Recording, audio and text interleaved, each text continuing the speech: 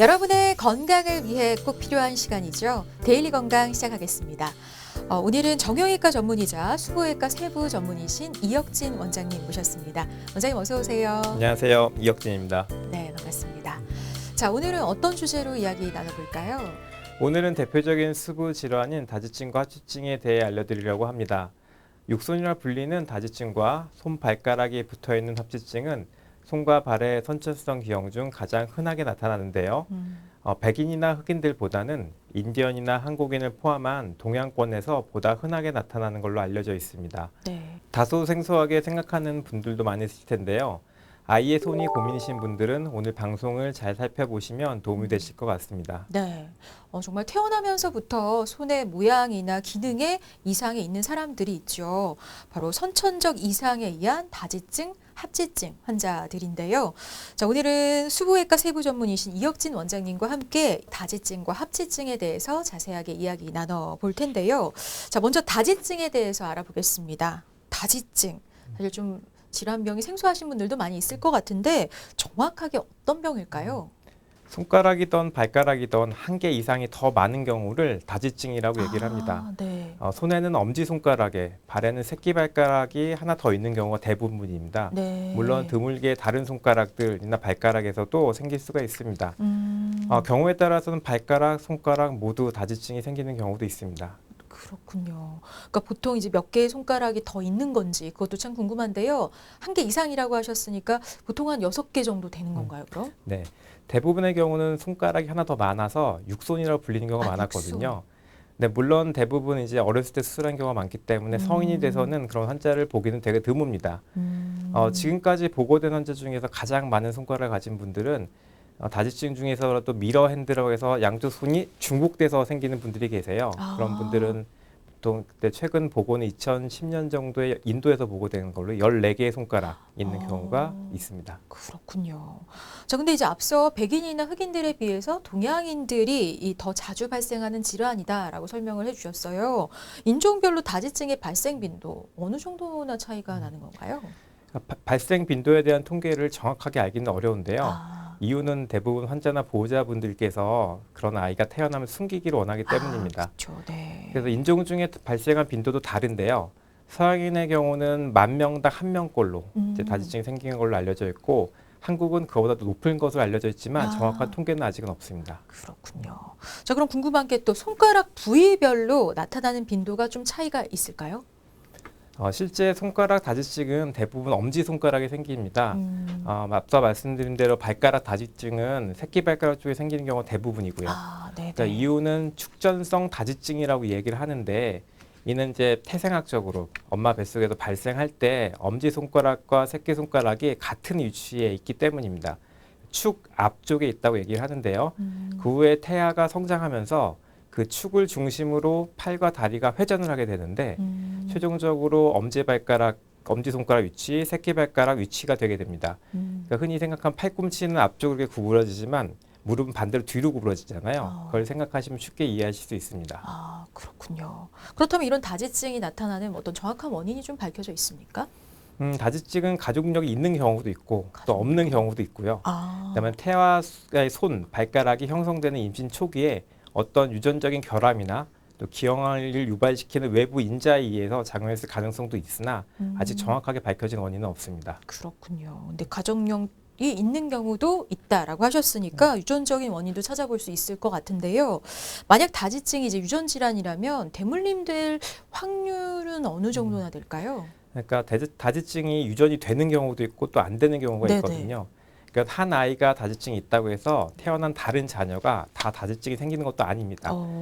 그러나 다지증이 있는 가계도에서 다지증 환자가 있었다면 결국 그냥 가족력이 있다고 하면 자녀에게 다지증이 발생할 확률은 매우 높아지는데 보통 10% 정도의 가족력이 있다고 알려져 있습니다. 그렇군요.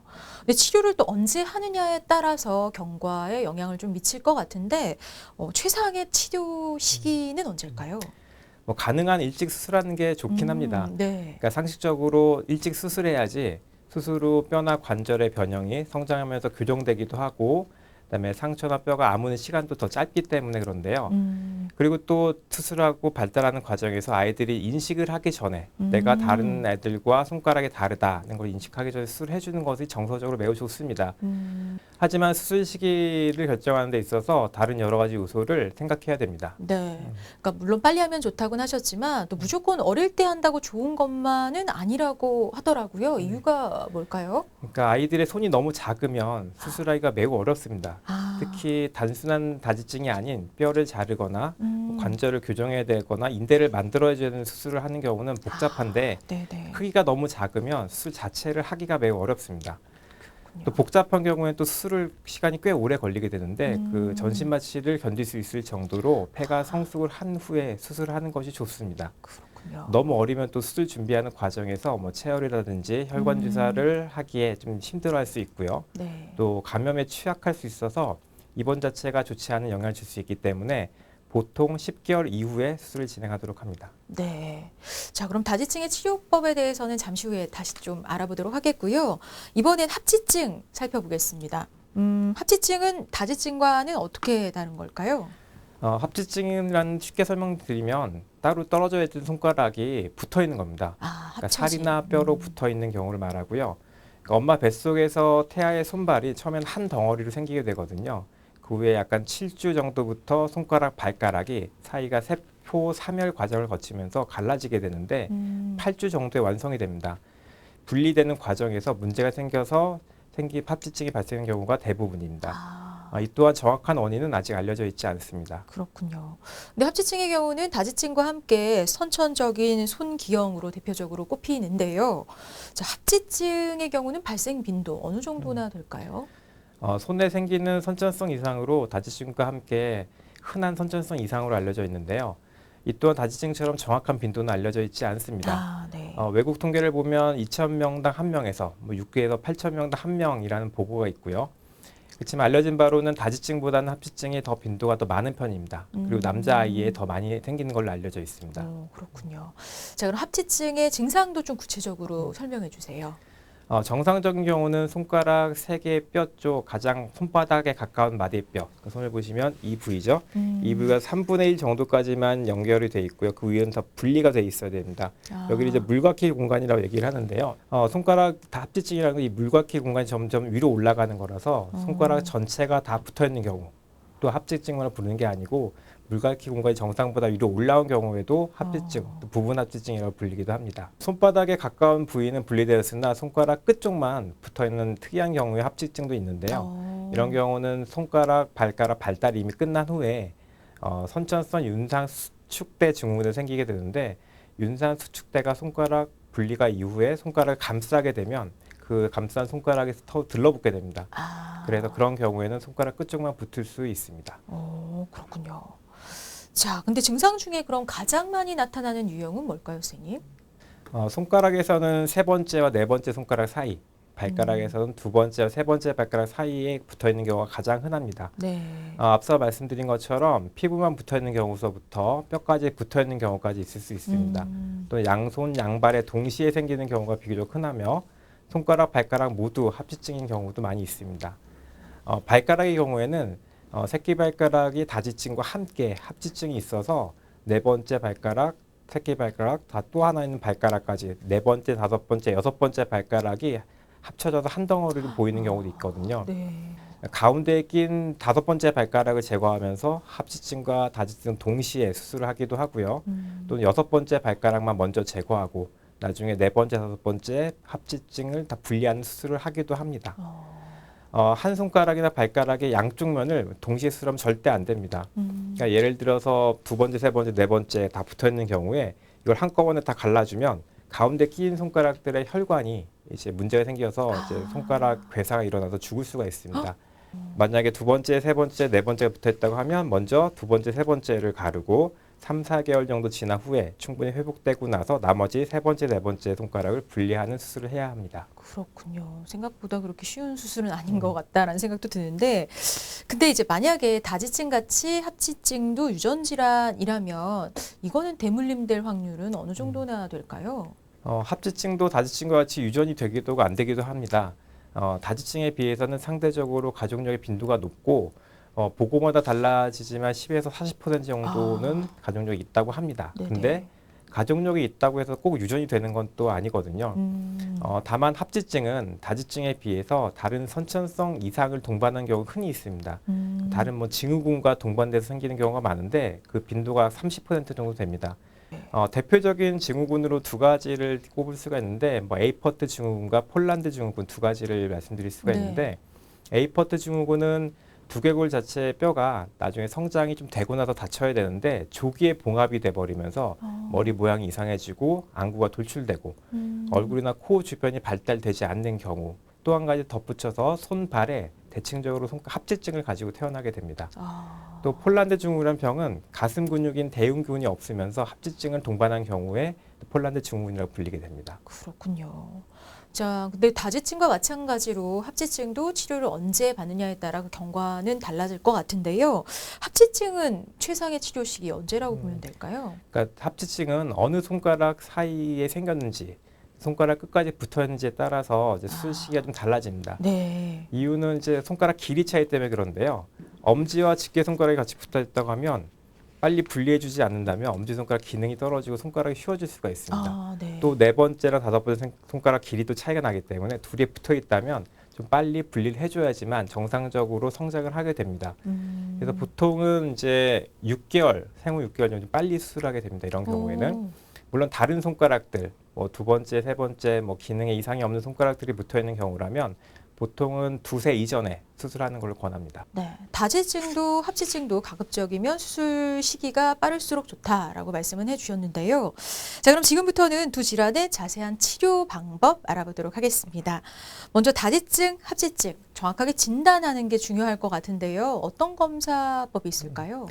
일반적으로 진단은 육안으로 확인이 가능합니다. 육안으로. 근데 엑스레이 검사로 이제 뼈 상태를 꼭 봐야 되기 때문에 동시에 진행합니다. 네. 그럼 진단을 받았다. 그럼 수술을 진행해야 할 것 같은데, 자, 먼저 다지증 치료 방법 알아보겠습니다. 어떻게 진행이 될까요? 다지증은 형태와 정도에 따라 매우 다양하기 때문에 수술 방법도 매우 다양합니다. 크게 세 가지 정도로 나눌 수가 있는데요. 네. 그러니까 살만 혹처럼 붙어 있는 딸랑이 형태의 다지증은 단순히 잘라내고 봉합만 하면 결과가 좋고요. 네. 가장 많이 흔한 경우인데 이제 손가락이 하나 더 있는 경우, 그런 경우는 손가락을 잘라내고 뼈나 인대를 재건해주는 절제 후 재건 수술. 그리고 이제 마지막으로는 작은 두 개의 엄지 손가락이 있는 경우는 하나로 합쳐서 만드는 수술법이 있습니다. 어떤 방법으로 수술할지 결정하는 데는 다지증의 형태와 손톱의 크기가 매우 중요합니다. 손톱의 크기로 손가락 뼈의 크기를 가름할 수 있어서 미용적 결과를 예측하는 데 중요하기 때문입니다. 네. 다지증을 단순히 하나 더 있는 손가락을 제거하는 수술이라고 생각하는 분들이 많은데 두 개의 손가락이 인대, 심줄, 뼈, 관절을 다 나눠서 가지고 있는 경우가 대부분이라서 네. 잘라내고 남겨진 손가락이 최대한 정상적인 모양과 기능을 가질 수 있게 재건하는 과정이 훨씬 더 중요하고 어렵습니다. 그렇군요. 자, 그렇다면 보통 수술 후에 이제 경과를 살펴볼 때 어떤 거 위주로 체크를 해 보면 될까요? 합병증 같은 건 없을까요? 수술 후에도 보통 6개월에서 1년 간격으로 진찰과 엑스레이 검사로 경과를 계속 관찰해야 되는데요. 잘라낸 관절을 유지하는 인대가 없거나 또 약해져서 쉽게 쉬워지는 불안정성이 생기는 경우가 많고요. 네. 그래서 인대 재건 및 수술 후 경과에 신경을 많이 써야 합니다. 또는 필요에 따라서 쉬어진 뼈를 잘라서 교정하는 절골술을 해야 하는 경우도 있고요. 특히 유아인 경우에는 뼈가 완전히 골화되지 않아서 연골로 된 부분들이 많기 때문에 수술 후에 그 남겨진 연골 부위에서 또 뼈를 만들면서 일부 뼈가 돌출돼서 튀어나오는 경우들도 있습니다.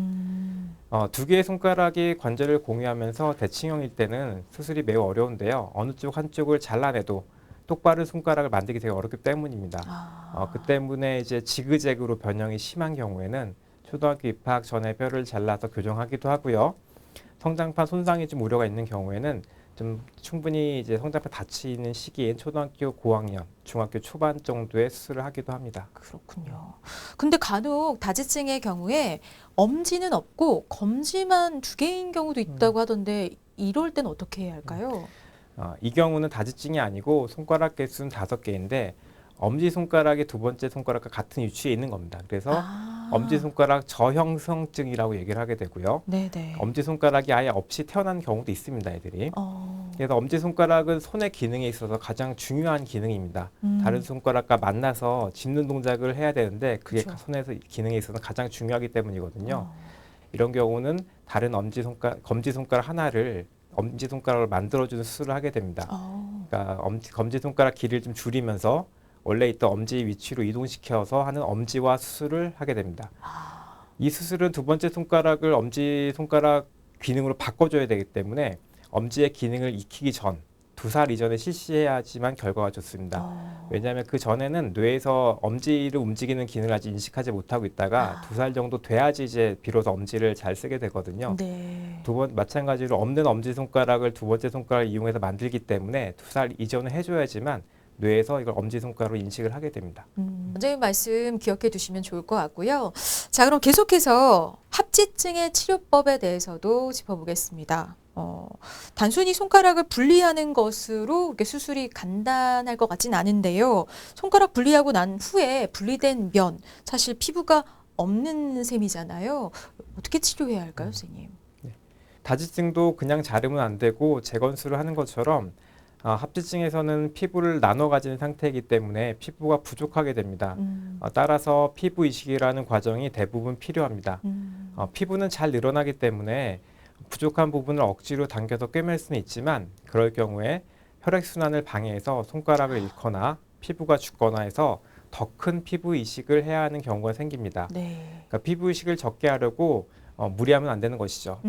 그렇군요. 근데 합지증 뭐 말씀 들어보니까 피부 이식까지 해야 하기 때문에 다지증 수술보다는 좀 더 복잡하고 어려울 것 같다는 생각이 드는데 어떨까요? 피부 이식술 때문에 다지증에 비해서 합지증 수술 시간이 훨씬 더 깁니다.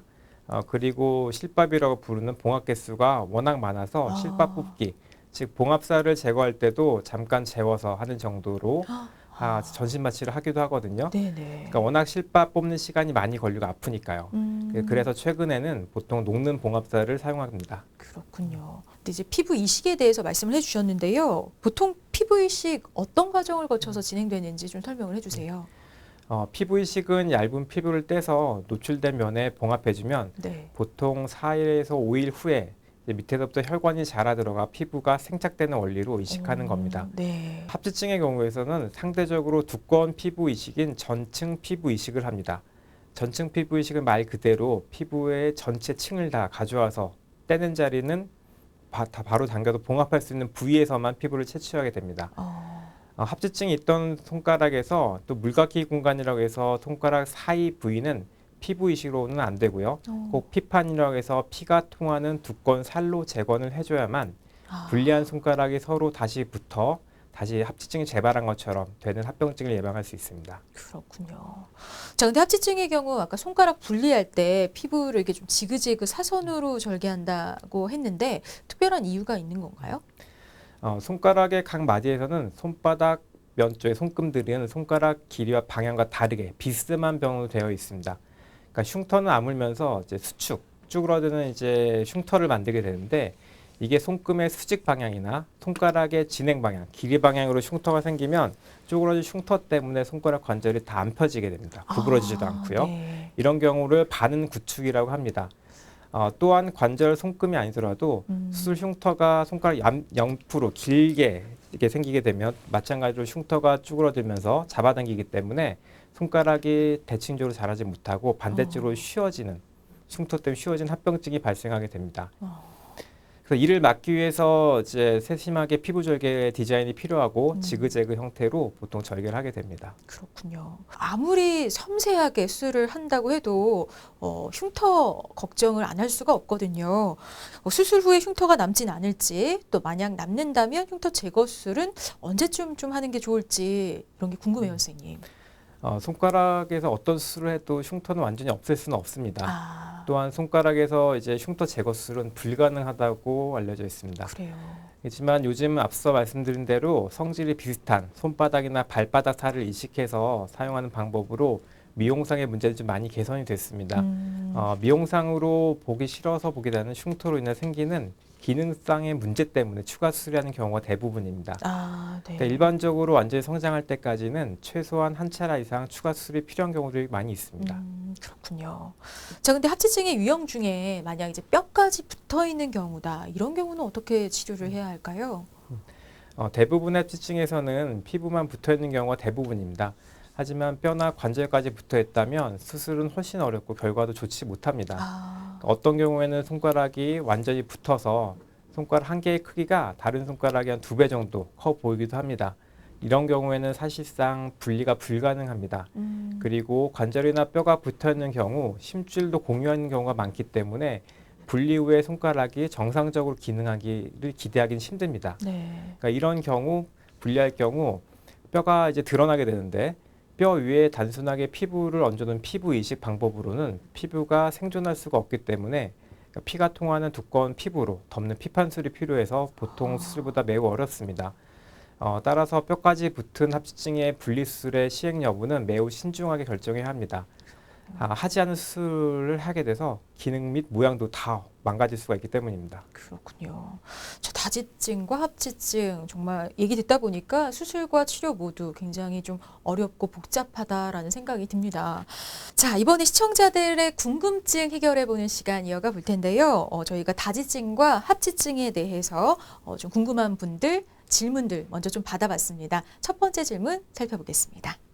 7살 여자아이입니다. 11개월 때 손가락 다지증으로 수술을 했습니다. 그런데 점점 크면서 수술한 손가락 모양이 휘는 것 같습니다. 크면서 친구들에게 놀림 받을 수 있을 것 같아 다시 수술을 해 주어야 하는지 고민입니다. 이런 경우 어떤 치료를 받아야 할까요? 라고 물어보셨네요. 그러니까 이미 11개월 때 수술했는데 수술 받은 손가락이 휘어지는 느낌이다 라고 고민하고 계시네요. 어떨까요, 선생님? 그러니까 관절을 공유했던 다지증의 경우에 수술 후 성장하면서 휘어지는 일이 매우 흔합니다. 그러니까 적절한 시기에 교정 수술을 하는 것이 기능 및 모양에 있어서 좋은 결과를 가져오게 되거든요. 단순히 뼈만 휘어진 경우라면 비교적 간단하게 교정 절골술, 뼈를 잘라서 약간 돌려주는 수술만 가지고도 좋은 결과를 얻을 수 있습니다. 하지만 관절면 자체가 틀어져 있거나 또 인대에 문제가 있어서 휘어진 경우에는 인대 재건술을 할 수도 있고 관절 성형술도 할 수 있고 좀 보다 복잡한 수술이 필요합니다. 그렇군요. 자, 그럼 다음 시청자 궁금증도 이어서 확인해 보겠습니다. 저희 아기가 3번째, 4번째 손가락 합치증으로 태어나 돌 전에 수술을 받을 예정입니다. 수술 시 피부 이식이 필요하다고 들었는데 혹시 피부 이식 시 엄마 손가락에 있는 피부를 아기에게 이식해 줄 수 있는지 궁금합니다. 라고 물어보셨네요. 그러니까 그쵸. 아이 손에 혹시 흉이 생길까 싶어서 본인의 피부라도 좀 이식시키고 싶다라는 말씀이신데 이런 거 가능할까요, 선생님? 그러니까 피부도 일종의 기관으로 보기 때문에 거부 반응이 나타납니다. 특히 전층 피부 이식을 해야 하는 경우, 특히 합치증 같은 경우는 전층 피부 이식을 해야 되는데 이식된 피부가, 특히 타인의 피부가 이식된 경우는 생존이 어렵기 때문에 타인의 피부는 사용하지 않습니다. 그렇군요. 네. 참고해 주시기 바라고요. 자, 이렇게 해서 시청자 질문에 대한 궁금증 함께 풀어봤습니다. 자, 그렇다면 마지막으로 우리 다지증 환자 또 그 아이들의 부모님들에게 마지막으로 좀 격려, 조언 또 필요한 또 마지막 한 말씀 좀 전해주시죠. 그러니까 처음에도 말씀드렸듯이 발생 원인이 명확하지 않은 경우가 대부분입니다. 네. 환자 부모님께서 과도한 자책감을 가지지 않으셨으면 합니다. 네. 그리고 수술받은 아이의 기능 및 정서적 발달과 안정에 있어서 부모님의 역할이 매우 중요하거든요. 또한 수술한 의사와 아이가 다 클 때까지 꾸준히 경과 관찰 및 상담하면서 관리하는 것이 매우 중요합니다. 네. 조금 생소한 질환이긴 했지만 다지증, 합치증에 대한 오늘 알려드린 정보들 잘 알아두시면 좋을 것 같습니다. 쉽게 풀어가는 데일리 건강 오늘 여기까지고요. 이혁진 원장님과 함께했습니다. 원장님 오늘 도움 말씀 고맙습니다. 감사합니다.